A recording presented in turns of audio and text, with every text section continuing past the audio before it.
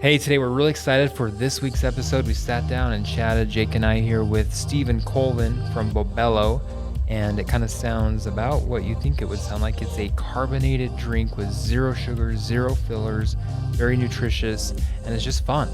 And he talks about how he started his entrepreneur journey in some of the large drink beverage companies that you know of. There's quite a few in Costco that he worked for as well, and he moved very high up the ranks, but realized even though they touted something healthy, it really wasn't what they said it was. So he decided to start off on his own and build his own company, and that's what we're going to talk about today, which is Bobelo. It's a great story. We're excited for you to listen to it. Here we go. So Stephen, it's good to have you on the show. Thank you. It's good to be here. Appreciate it. Thanks for joining the Midnight Founders podcast this week. Excited to do it. So I snuck cool. a sample the first time I saw it, and while I was at Rev Road, and there was like a couple of the sections that were completely missing, like they were all taken. And I think I was talking to you and Darren, and they were like, yeah, there's one flavor that's gone like the instant it shows up. So I still haven't tried them all. Stephen regrets the day he put those free samples in our office because they disappear They like do the disappear next day. very quickly. You're right there. My wife bought a pack of them off Amazon, Nice. so I think we've ordered them all, or we've tried them all now. So Good. yeah, I There you go. love them. Good. I'm a huge soda drinker too, so if So I could this find is good. Yeah, if I could find something to replace that soda, the caffeinated version, Yeah, of probably, course. that would be great. In fact, as I look on the other side of this chair, Jake's got his hidden Mountain Dew, always ready and ready to go for when he needs it. Yeah, it's usually Hey. number 2 for the day. Can't fault him for that. It's not a bad flavor. We're working on those kind of flavors too. Yeah, it's great. But Bobelo, when you try Bobelo, and I'm biased because Bobelo is a portfolio company with Rev Road, it is amazing, and you'll never go back to soda again. In fact, I don't think I've had a soda since trying Bobelo. Hey, I love that. That's Yeah. great to hear. So cool. Well, Stephen Colvin, let's talk about your journey to Bobelo. Where did this entrepreneurial bug start? How did you get involved?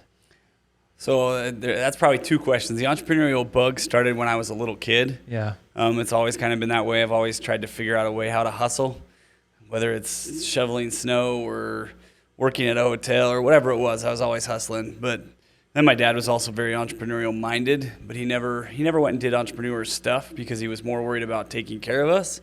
And so he kind of let a lot of his ideas go by the wayside, and he had some crazy ideas. Like he invented the diapers that have the tearaway, like Velcro type things. He created that like 10 years before the diaper industry even had it. So he didn't patent that and sell it to them. didn't. He just had his own system. He had it figured out before they even came out with it, and he just didn't do anything with it because he wanted to make sure, food was on the table and low risk. But after seeing that, my experience with that is like, I'm going to try it. I'm going to try and, take that risk and go for it. But as far as Bobelo goes, I was in the beverage industry, worked at a cool company that did sparkling drinks. And I saw that there was a lot of customers that wanted to have a better impact on the world. They didn't want to have so much plastic waste, or they didn't want to have cans, and they wanted healthier ingredients. And there just wasn't really anything available, whether it's soda or sparkling waters. It's always in bottles, right? Mm-hmm. And so you look at like other countries, and all those bottles stack up everywhere, all over the place in these third world countries, or even in the middle of the ocean. There's just a huge amount of that stuff. See them on the beaches and in everywhere. parks and Yeah. on the streets. And we don't really think of it as much of a problem here because we don't see it.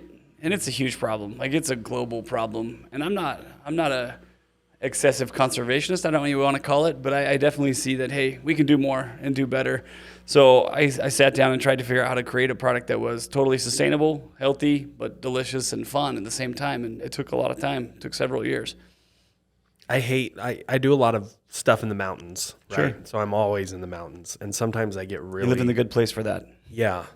By the way, Jake is not going to say this, so I'm gonna tout him for a second. He just conquered his dream trail feat. Tell us about that, Jake. Yeah. I mountain bike as well, but so we just rode the Tsunami Trail at Deer Valley because we have a goal to ride the A line at Whistler, and so that's the next one. How big is that? Just It's curious. big, yeah. The A line at Whistler's one of the biggest trails in the country, or in the Yeah. North American North continent. America, yeah. Sweet. So Did you have your Bobelo with you, Jake? That's the question. yeah.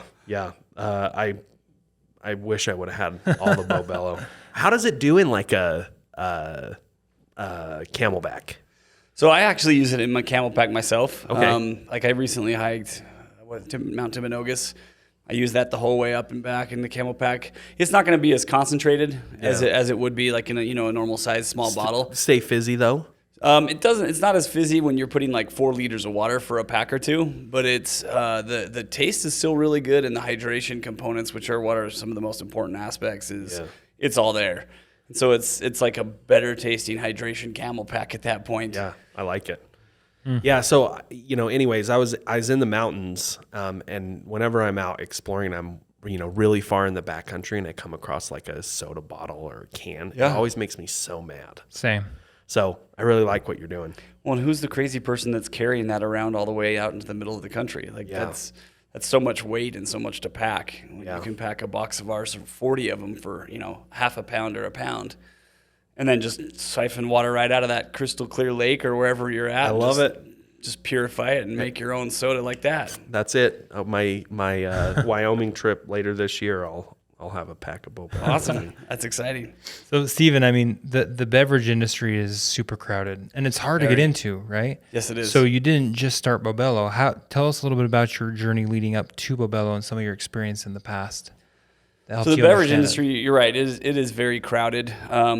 It's kind of unique in that the beverage industry has never been like the focal point, because you've had the big dogs, right? You've had the Cokes and the Pepsis and the Dr. Peppers and those kind of companies that have really almost like stranglehold on that industry. But over the last 5 to 7 years, companies have started realizing that that's a big space, whether it's for nutrition, where you can give people nutrition by liquid, or like fruits, all these new, getting your fruits and cold compressing them down to like just liquid. And there's just a lot of innovation in that space. And it took a little bit for people to go, hey, we can go make these niche products and fight against the big dog and actually do well. Well, not only have they done well, but the big dogs have now had to buy these companies out for hundreds of millions, if not billions of dollars, because they're not innovating that great. So they're looking towards these innovators to actually create products. So the company I was with, they kind of innovated the sparkling water space, took a twist on it, made it a little bit better tasting, a little bit of sweetness to it, and took over that whole market, like became one of the market leaders. Can you tell us the name? Sure. It's called Sparkling Ice. Okay. Talking Rain is the main company. Okay. Nothing sure bad. Costco, right? Yeah, in Costco, yeah. Yeah, you see Costco's where it's generics at. of them everywhere too. I mean, Walmart and Costco have all their own white label versions of that product. So, which is kind of a nice thing for them in the sense that if it's good enough to make a white label, clearly that's got a good marketplace. But yeah, that whole industry was so exciting to me, and I was so fascinated by how it was brand new, right? Beverages have just started to explode. You even think of 10 years ago, and you go to a grocery store and you go to a beverage aisle, and there's maybe like a half an aisle, right? There's like the one half with Coke, Pepsi, and then some other products. Now you go to a regular grocery store, it's like 2 sides of both aisles plus another one on the back side, and then the cold beverage aisle on top of it. In only the last 10 or 15 years. It's So just true. Exploded astronomically. But they're mostly all bottles and cans, right? So packets are starting to pick up things like hydration packets or, immune packets, whatever, vitamin C type stuff. But none of them really taste great. And they're not really hitting that spot of bubbles, right? People love bubbles. Jake can say it right there. I love They hit your tongue in the right way. Happiness and carbonation, Happiness and carbonation. You're right. So we wanted to create that experience in a packet that you get from the can, from the bottle. And that's kind of what that whole passion came from around. It's like, hey, let's make this a cool experience, but not spend a fortune on shipping and not spend not spend having your whole pantry full of bottles and cans and your fridge full of bottles and cans that you have no room left over for anything else. So it was really like, how do we fix all those little problems that exist? And that's why we created it. So, and I want to bounce some time over to Jake too to ask a few questions. But my question to you, Stephen, is I'm sure, getting carbonation into a packet, Sure. then into a bottle, and not having all sorts of crazy side effects happen. I'm sure that was a process, right? That was a journey. That was definitely a journey, and we did have lots of crazy side effects. We still even hear customers having crazy side effects where if they don't follow the instructions or whatever, they blow them up. They blow up the customers? Not the customers, yes, definitely the bottles, different things like that. But I remember one experience where we we were in the first stages of it, and we didn't know. When we finally got it right, I mean, people have been trying to do this for decades. We were very fortunate that we figured it out. We used a lot of different patents and ideas and looked at all the chemistry, and it's almost miraculous that we figured it out, because other companies have been trying to do this for a long time and they just haven't been able to do it. But when we had the initial formula, we put it into this bottle, and I think our guy just put way too much, and it like just exploded out, shot clear up 20 feet into a roof, was all over the place. And right in front of us was this group of investors looking at a TV. So they didn't see this happening, but we're like, oh my gosh, put your hand on it, stop it. It was just, straight up in the air, shooting casual, all over the place. right? Yeah. Nothing's going on behind you. Don't turn around. But yeah, we've had lots of big, fun explosions. We even had a blender once where we were just trying to mix the materials, and because of how powerful they are, it actually made the blender explode out. And I was gone, and I came back to the office, and I walk in, and it, for lack of a better term, it looked like a Coke lab had exploded. And there was just white powder all over the walls and the ceiling and the cupboards and the floors. And I'm Wow. like, what is going on? And he had just put it in the blender and turned it on for like 2 seconds. And that was enough to make it just go boom. And it was pretty fun. So do not put this in the blender. No, well, you can use it in a blender if you have liquid and other stuff in there. It actually makes really good smoothies too. It's very diverse. Make mixed drinks, make smoothies, make floats, make Italian sodas. There's a lot of cool stuff you can do with it, but you're getting all that healthy base as the part of that. So now it's been tempered, and it's now the perfect combination where none of that stuff happens anymore. No, it's that nice smooth carbonation that you feel it in your mouth, but it's not going to make you hiccup or burp or cause the gas that you get in your stomach from a Coke or a Pepsi or whatever you want to call it. It's just that nice perfect combination of all those. I love it. Yeah, I read the label, and it was like, don't put it in a normal water bottle, and I kind of laughed because I thought, like, who was the test dummy that figured this out?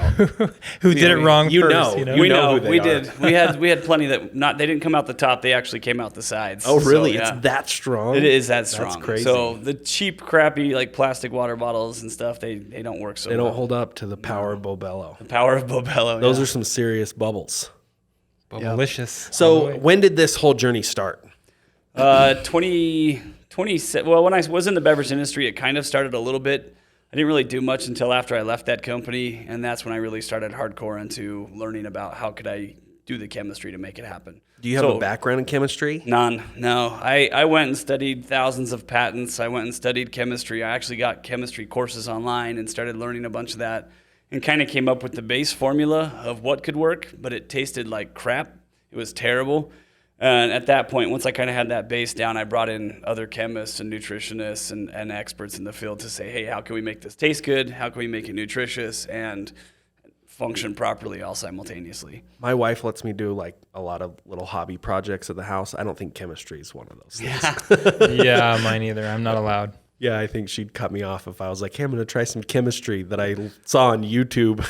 You guys just stay upstairs. Yeah. Don't be downstairs.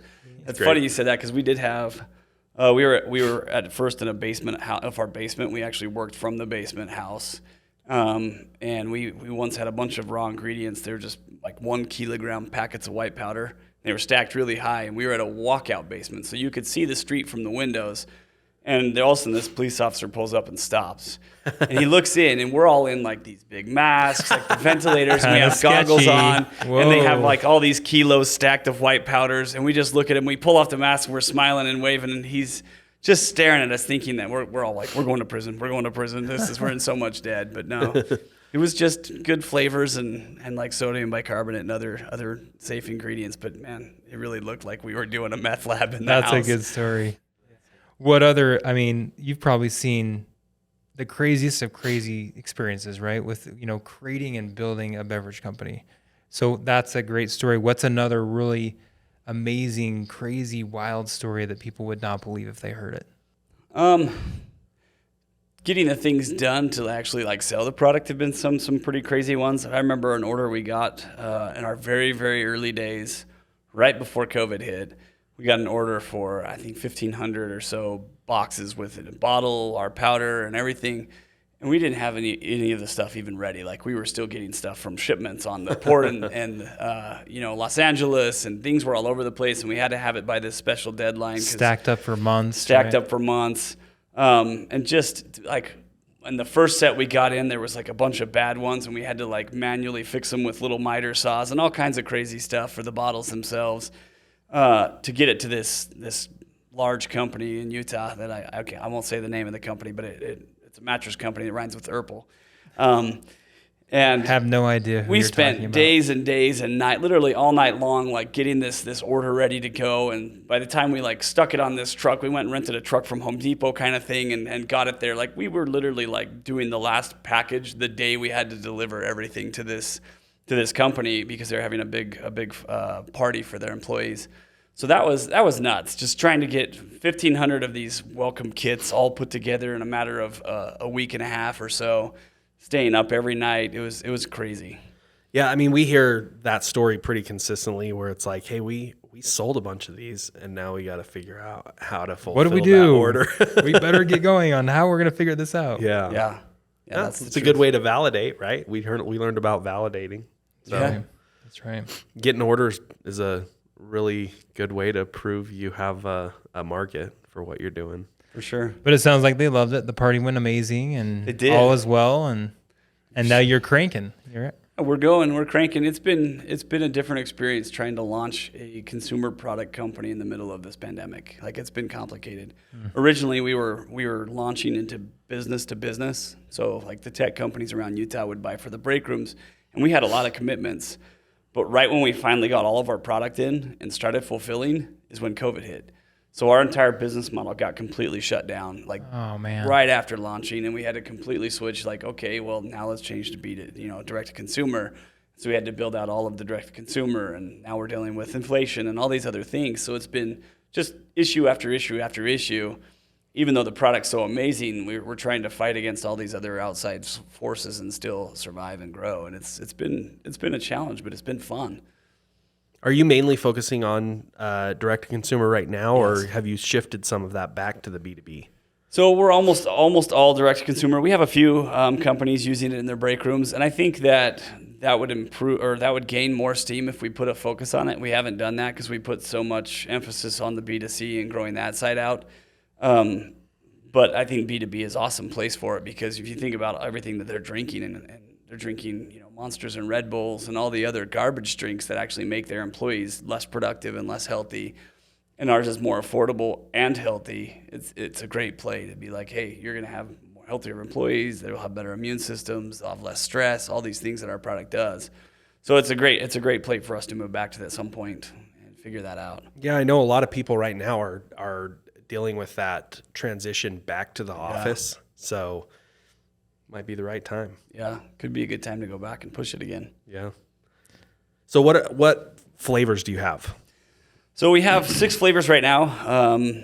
There's 2 with energy, like natural caffeine. And what are they? I can't remember. So the two. peach mango and black cherry cream.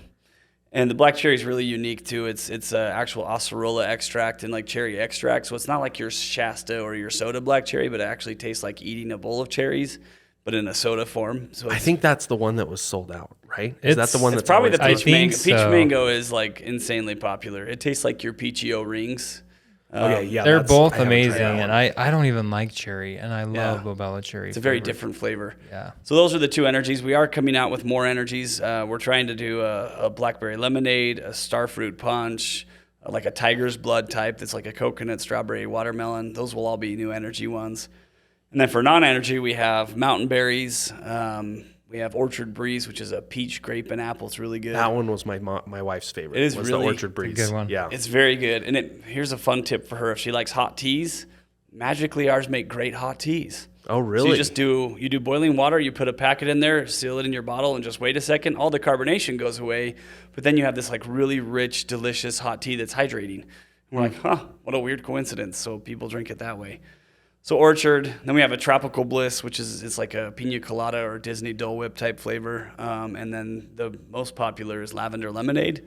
Yeah. It's really good. We were talking to a few of the customers, just kind of gauging the interest and seeing what they loved about Bobelo.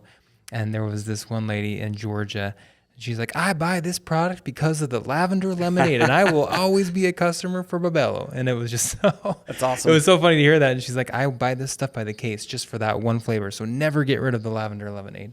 If she likes that one, she's going to really love our 2 new ones are coconut lime. Just phenomenal. It's probably my favorite now. And then watermelon citrus, which is watermelon, orange, and lemon. Cool. And they're both going to be top 1 or 2 flavors as soon as we bring them out. They're amazing, and the consumer feedback on them is significantly higher than our original feedback, which tells me they'll be pretty big hits. I'll volunteer to be a product tester for the coconut lime for sure. Got 2 right here. Yeah. We'll test whatever you want us to test. You can make some fun stuff with that. Yeah, that sounds amazing. So has your growth trajectory, I mean, clearly through COVID, you had kind of some bumps in the road, but what's the growth been like? It's been overall good in the right direction. I think part of the issue too is we've tried to do what a lot of people do is bootstrap. We haven't gone out and gotten millions of dollars in funding. We're probably at the point where we need to do that now to start really growing and taking off. And as he pointed out, beverage is a hot space, and it's a complicated space, and it's an expensive space to fight in. We have such a unique product that's just really trying to help people understand, hey, you can actually have soda in your pocket, right? It's not a not real thing anymore, but it's that education component. So the growth could be better because it's such a unique product, but it's also that resources balance, right? How do you balance between going and losing a lot of your equity to boost it up quickly, or trying to do it organically? So we're trying to mix that pretty well, but I think we're at the point where we need to start accelerating that growth rapidly. Who are some of the companies, because there's a lot of consumer type companies here in Utah that you can look to as kind of an example of the good things that they're doing to go to market? Who are some of those companies that you're looking at to kind of see what they're doing and mimicking some of those things in your company? There's a lot of variety there. I think there's one called Mix Hers that's done really well with their niches for females and for dealing with like the hormones for females, and they've done phenomenal. And they're mostly e-commerce, and then also using that like influencer type marketing. Then you look at things like the JoJo Rabbit or JoJo's chocolates and some of the other food-based items that are doing really well with retail, or Built Bar. Built Bar did phenomenally with e-commerce, and now I think they're doing phenomenal with retail stores as well. So Utah has a lot more food startups and food growth companies than I ever knew about. So it's really cool to see that kind of coming together. Because when I first moved here back from Seattle, because Seattle would have been a much easier place to do this in the sense that there's tons of investors in this space. There's a lot more infrastructure but I really wanted to do it in Utah because I'm from Utah, and I love the people in Utah, and I love the community that people build. But there wasn't a lot of investment dollars here in Utah. Most of that all goes to SaaS software type stuff. So not in this space. Not in this space. That's starting to change a little bit, and you're seeing some of these bigger deals come through for some of the companies I just mentioned, and that's good. I think as they build that infrastructure, Utahns are so innovative in what they do, and they can really identify problems and needs and wants of what people want, that it will grow that whole space for everybody, and it will make it so we all have a better way to work together to grow that food technology or food innovation space. Cool. Stephen, this is the Midnight Founders podcast, and we know all that name implies, right? Sure. How do you identify as a Midnight Founder? So I think there's this it's not a myth, but yeah, you put in a ton of hours. It definitely is about what your priorities are. I have 6 kids, which having 6 kids and trying to do a startup has been, and a lot of people think I'm crazy. Yeah, I'm crazy. Kudos to you right there. So that's cool. It's been a hard roller coaster. It's been amazing to watch my wife. She's supported it, and she's done her best to, batten down the hatches and handle everything on that side. She's an amazing person. But you put in those hours where there's some times where we're up all night long and don't sleep at all for 48 hours. You're up there literally getting things done just to fulfill orders because you want to make sure your customers are taken care of. You want to make sure that you're meeting deadlines. So midnight is a great way to put it. You burn the candle on both ends a lot of times.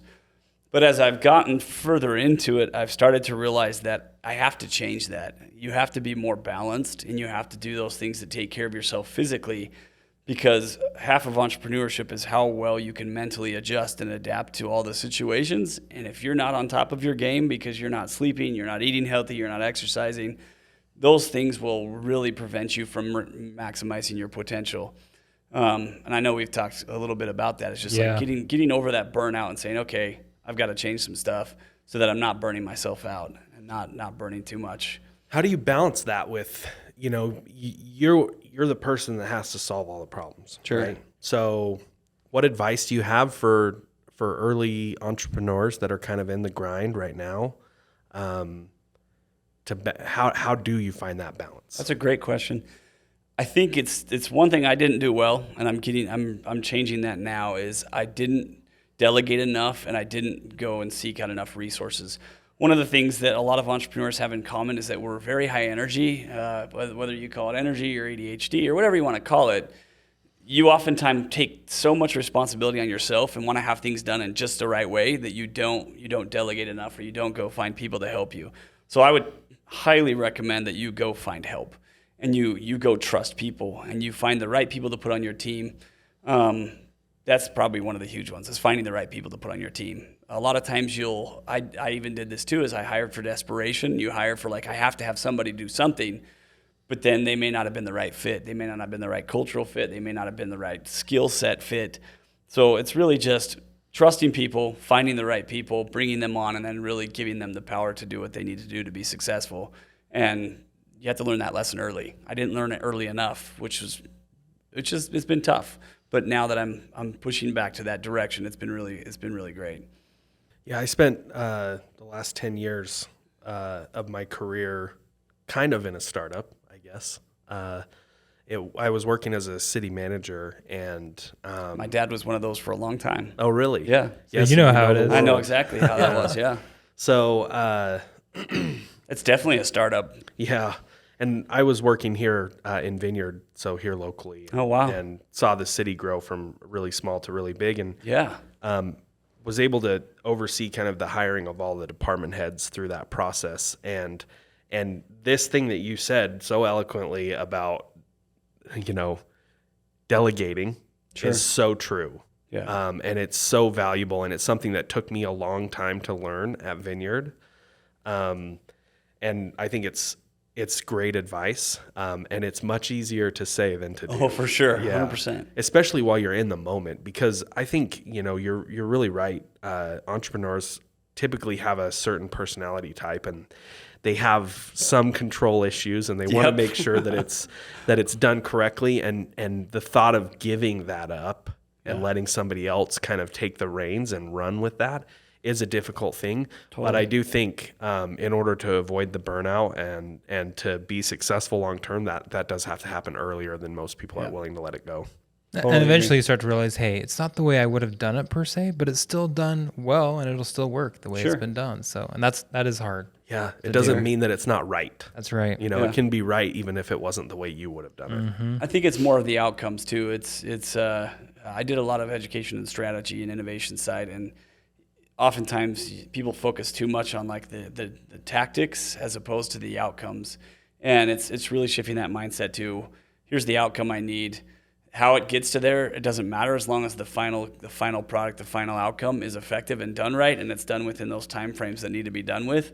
The tactics aren't necessarily that important. It's really, how is it going to best help those people be empowered in order to make it happen? And that's exactly a hard lesson to learn. It's like you said, it's not easy. Yeah, Yep. delegation, it's essential. Focusing on the outcomes, I think, is also a huge. That's a Yeah. huge piece of advice. Love that. So, Stephen, what's next for Bobelo? I think the next chapter? Next is just growth. We're in talks with a lot of national retailers right now. We're excited to get into these stores. I can't say who they are yet, but there's some big wholesale club stores. There's some big grocery stores here in Utah. There's some sporting goods stores. There's a lot of good momentum on that side, and I think retail is a very good step for us to get into. We'll still put a huge emphasis on e-commerce, the Amazon.coms of the world, and our website and all that kind of stuff. But retail, that's kind of a misnomer, is that, e-commerce everything right now. It's not. I mean, e-commerce is great, and it's a lot easier way to get into. But retail is where most of the sales still take place, and that's where most of the awareness is when people are off shopping for their families at the grocery store or at the Walmarts and the Targets of the world. So getting into that will give us the opportunity to really accelerate our growth and make it so that we can truly live out that plan of grow this to a point where someone wants to either acquire us or we turn it into a household name that we can continue forward on. How hard has it been to get in front of these retail brands? or these retailers? So it's not that hard to get in front of them. It's harder to convince them they should give you space out of all the space, the limitations they have. Sometimes you have to be lucky. Like one of these stores in Utah, I won't say names again, but it's a regional grocery store, and I got in there because one of their chief executive officers happens to live in the same city I live in, and he was buying something from me on KSL ads, classifieds ads. And he came in my garage and he was buying this stuff, and he saw the product, and I talked to him about the product I had, and he tried it, and then he told his buyers they need to try it out. No and so way. it's like there's a lot of that That's is cool. luck, but it's. And are you in that store That's now? We will be, cool. yeah. We're actually going to be in there starting January. And you can't say that one? Huh? You can't say what I store can't that- yet, not yet, Oh, it's but close. soon enough. Details So what you're are coming. saying though is Details it's are coming, good to yeah. have a wall of Bobelo in your garage. Yes, because it's good to sales have front. Bobelo in your garage. You're right, but it's a lot of it's luck. A lot of it is just persistence. Even some of the buyers that we've talked to, that they try the product themselves and they don't like it, and that's okay. But then the next thing they turn around and said, "But I want every single flavor and I want every single thing on my shelf." And you're like, "But you didn't like it." It doesn't matter what I like. I know what's selling in the marketplace, and I know this is a product that has massive potential because of how many people that are trying to live a healthier lifestyle.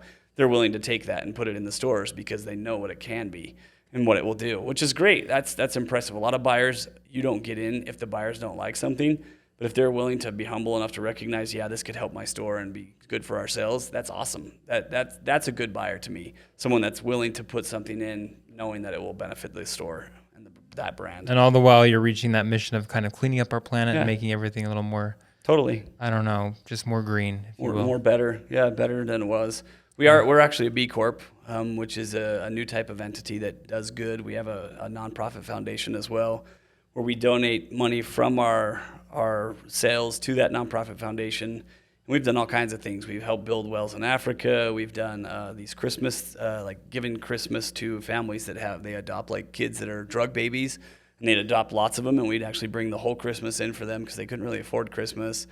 We did a partnership with the Malou Foundation, which helps stop sex trafficking, and that means a lot to us. Like the beverage itself is amazing, and we love growing that. But if it's not doing good, then I don't know what the point is. And I think too many entrepreneurs lose sight of what am I actually accomplishing in the world. And if it's just I'm getting lots of money and I'm walking away and getting my 50 cars and my nice house up on the hills of Alpine or whatever it is. I don't know names. I don't want to say anything to that extent. But if that's your only goal in life, then you probably have the wrong goals. It should be about using the resources and the innovation and intelligence you're giving to help other people. I love that. So cool. Well, Stephen, thanks for spending some time with us today. This has been fun. Thank you. Where do we find out more about Bobelo? So you can get our stuff on Bobelo.com, or we're also on Amazon Prime, Amazon.com, Walmart.com. Shields in Sandy has us now too. Some other stores soon to be coming. Some other stores will have us soon. On all the social media platforms? All the social media, at Drink Bobelo. If you go to Instagram, TikTok, it's just at Drink Bobelo. Facebook, all those different things. I'm not an avid user of social media, but I know how great they are. And if someone loves Bobelo as much as we do, how do they let you know, this is amazing, this is incredible? Please tag us. If you buy it and use it and love it, tag us on social media at Drink Bobelo, or leave a review on Amazon, leave a review on our store, or whatever it is, whatever platform you use. Go tell people about it. We do have an affiliate program too, where we have a pretty aggressive commission. If you want to get people to try it and they buy it under your code, you'll get a good cut for just spreading the word and helping it grow. Maybe Bobelo for life. Right? Yes, there you go. That's what I want. Yeah, the goal is to help people live healthier lifestyles, and we'll keep coming up with new flavors. We are working on a kids thing here pretty soon. We want to create a kids line that's healthy hydration with some bubbles, because there's not a lot of options for kids out there. There's just not great options, and kids these days, they need everything they can to be healthier and help them be successful in school and in life. So we're going to work on that too. Cool. Love that. Cool. Well, thanks again, Stephen. Good to have you here. Thank you. Appreciate it. Take care. Yeah. Signing out. The Midnight Founders Podcast is a podcast about entrepreneurship that is hosted by CB Vault and Rev Road. CB Vault is the entrepreneur arm of Central Bank. And Rev Road is a venture services firm where companies come to grow. Thanks for listening to us. You can find us on Apple Podcasts and Spotify, wherever you listen to your podcasts. This is AJ and Jake signing out.